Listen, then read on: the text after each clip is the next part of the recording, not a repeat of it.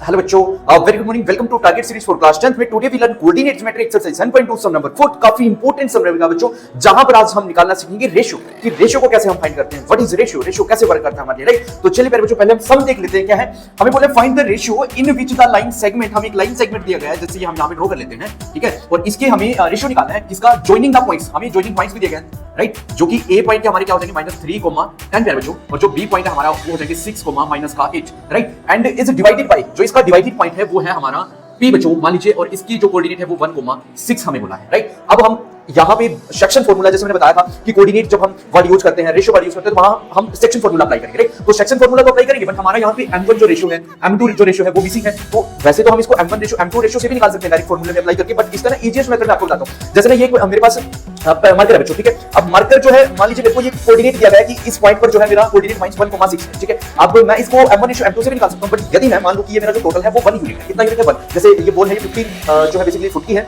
तो इसको यदि मैं बीच में बोलूं 2:4, क्या बोल दिया, 2:4. तो बच्चों जो 2:4 होगा वो ऊपर से 2 नीचे से 4 रेशियो में है. ऊपर से 2 मीटर नहीं है, नीचे से 4 मीटर नहीं है, वो रेशियो है बच्चों. रेशियो क्या डिफाइन करता है ना, वो हमें बताता है कि ऊपर और नीचे का जो यूनिट है ना वो 2:4, वो यूनिट डिफाइन करता है. वो सेंटीमीटर नहीं बताता, वो मीटर किलोमीटर नहीं बताता, वो क्या डिफाइन करता है, वो डिफाइन करता है कि ये रेशियो इसका इतना रहेगा. तो ये जो हमारा रेशियो है वो हम कैसे निकाल सकते हैं, यदि हम टोटल को है ना 1 मान लें, टोटल को हम क्या मान लें, लेंथ को 1, ठीक है. और जो बाकी का बचा उसको क्या कांस्टेंट मान लें, कांस्टेंट को 1 से डिवाइड कर देंगे, तो कितना हो जाएगा हमारा रेशियो, k रेशियो 1.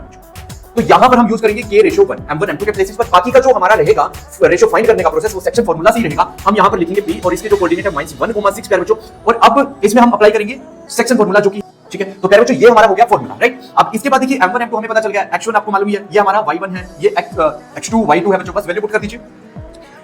m1 की जो वैल्यू है वो हमारे पास क्या हो जाएगी, k बच्चों, क्या हो जाएगी, k. हर एक केस में जहां पर भी रेशियो नहीं दिया जाएगा वहां पर हम उसको क्या मान लेंगे, k रेशियो 1. उसका रीजन मैंने आपको बता दिया कि वो कैसे हमारे लिए वर्क करेगा, राइट. अब k हम यहां पे पुट करेंगे, x2 बच्चों हमारे पास 6 आ जाता है, m2 जो हमारे पास रहेगा वो हमारा 1 होगा, x1 हमारा -3 हो जाएगा बच्चों, डिवाइड बाय m1 + m2 यानी कि k + 1 हो जाएगा. कोमा लगाएंगे. m1 y2 है हमारा, m1 हमारा आपको मालूम है k है, y2 की वैल्यू हमारे -8 दिया गया है, प्लस m2 हमारा जो है 1 हो जाएगा, ठीक है. y1 हमारा 10 हो जाएगा, ठीक है. और डिवाइड में k + 1, ठीक है. और अब ये इक्वल है हमारा -1,6 के. यहां से एक चीज पता चलती है बच्चों, जो ये वैल्यू है ये हमारी x के इक्वल है, और ये जो वैल्यू है 6 वाली ये हमारी y की इक्वल है. तो हम यहां से ना कोई भी एक वैल्यू ले लेंगे, क्योंकि हमें निकालनी है सिर्फ k की वैल्यू, ठीक है. हमारे पास रेशियो अपने आप बन जाएगा. अब यहां से मान लीजिए हमने फर्स्ट वाली वैल्यू ले ली, k को मल्टीप्लाई करेंगे तो 6k हो जाएगा बच्चों, माइनस को मल्टीप्लाई करेंगे -3 हो जाएगा, डिवाइड में k + 1 है जो कि x के इक्वल है, तो x कितना हमारे पास -1, तो इक्वल हम -1 के रख लेंगे बच्चों इसको.